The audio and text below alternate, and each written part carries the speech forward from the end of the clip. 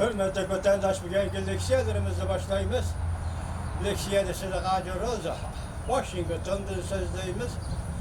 Bugünkü sağış kemen 19. yıl 7. ayının 11. günü haftaga Perşembe. Leksiyani sözleşsin avval iki iş vaziyet doğrusudur kelime. Amerika Koşmuş Ştatları'nın muavin prezidenti Mike Pence. Amerika Koşmuş Ştatları'nın devlet şirkatı Mike Pompeo.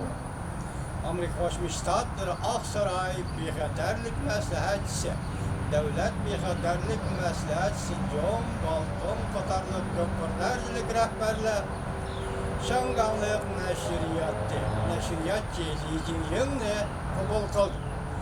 Bu adamın arıq görünüşünü endişelsem, Özümlüge bu aynı vaxt 60. yıllarda 20. əsrdə Cungo'dan kaçıp çıkıp Şangan'a yerleşken kişi. Bu 2014 yıl 9. ayının 21. günü Cumhurbaşkanı egelleşken kişiye maddi ve başka cihati yardım verge yaka teşkilli gücü kişiydi.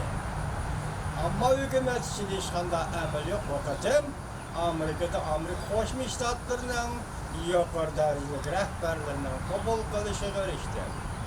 Vaziyetin yana bir işkence tarifi vakitim Birleşken Devletler Teşkilatı Kişilik Hukuk Komitesi'nin yığınıda ve bu komitesine aza 22 devlet birleşme bayanat ilan kılıp Cumhur hükümetinin Şinjan'ı tekşürüşke barıdığın Birleşken Devletler Teşkilatı'nın xadimleri ve küzetçilerinin Şinjan'ı verip tekşürüşke yol koyuşuna haydakçılık kıldı.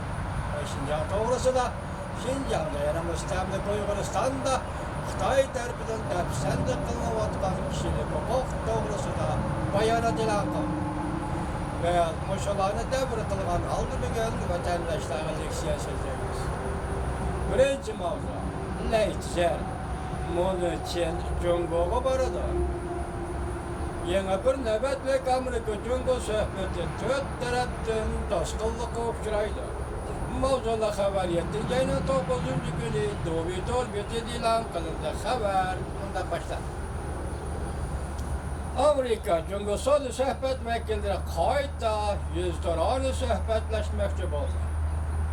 Aksaray İktisat Məsləhətçisi Larry Kudlow 7. ayının 9. günü mətbuat kımında görsetti.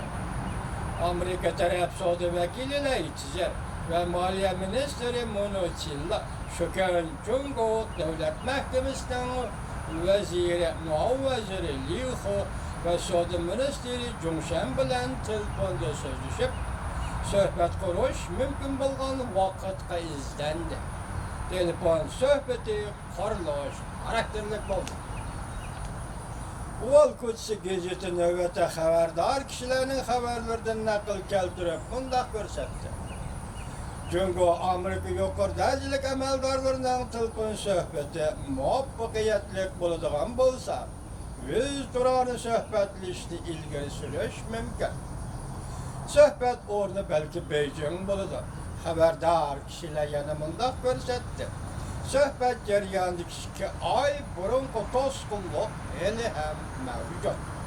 Mesela Amerika Cungo'dan Amerika'nın yazıcılık mahsulotlarını köplep setip elişte talep kılıdı. İkinci Amerika Huawei şirketi doğrusundaki çeklimelerini bekar kılamdı yok. Üçüncü Amerika tamojlu becini bekar kılamdı yok. Şundakla Cungo kanun özgertişke koşulamdı yok. Müşahede bir cümle kıstaray Cungo kanun özgertişke koşulamdı yok. Amerika Koşmuş Ştatları hükümetin növbeti Cungo'dan kanun özgertişini talep kılıvatıdı. Bu naydı kısmetlik, naydı çonkur manağı ege işiken tok. Bunun tepsili bir toxtulduğu iş idi. Bırak ben saklap koygan bir parça makalamını yoktu koydum. Sauyan Cüsi Efendi'nin makalesini yani izlep taparım ben bir gün vatandaş. Bu iş intayın çöçerlik. Çöçüp gidek. Biz çöçüp gidek. Cungo hükümeti hem çöçüp gidek. İşken bu adet kişimet. Kanun özgertişi talep kılır. Söhbətinin yarıda xəbərdar bir nəfər kişi bundaq görsətdi. Çünki allaqaçan hər qandaq bir nərsəyə vədə verməyimiz deb ifadə bildirdi. Cumhurbaşkanı meydanı ikən cuma diqqət qılın. Huawei şirketi meselesini gerçi Prezident Trump Amerika şirket biri Huawei şirketi məsulat bilan təminləydi deb elan qılğan bolsunmu? Yoki çəkləş çəkini qoyub etgan bolsunmu? Lekin Amerika Savdo Ministerligi'nin eksportni boshqaruvchi xodimlarga uqtirish qilindi ki Amerika şirketlerinin Huawei şirketiga eksport qilingan tovar mallarını tekshirganda davlat bexatarligi o'lchamligi bo'yicha qattiq tekshirishni talab qildi. Chunki bu şirket Huawei şirketi yanada qora tizimliq edi. Aksaray İqtisad Komitetining murelilari ko'plab ta'kidlab bundaq ko'rsatdi. Prezident Trump Cumhurbaşkanı Huawei şirketini umumiy kechirimga ega qilgani yo'q.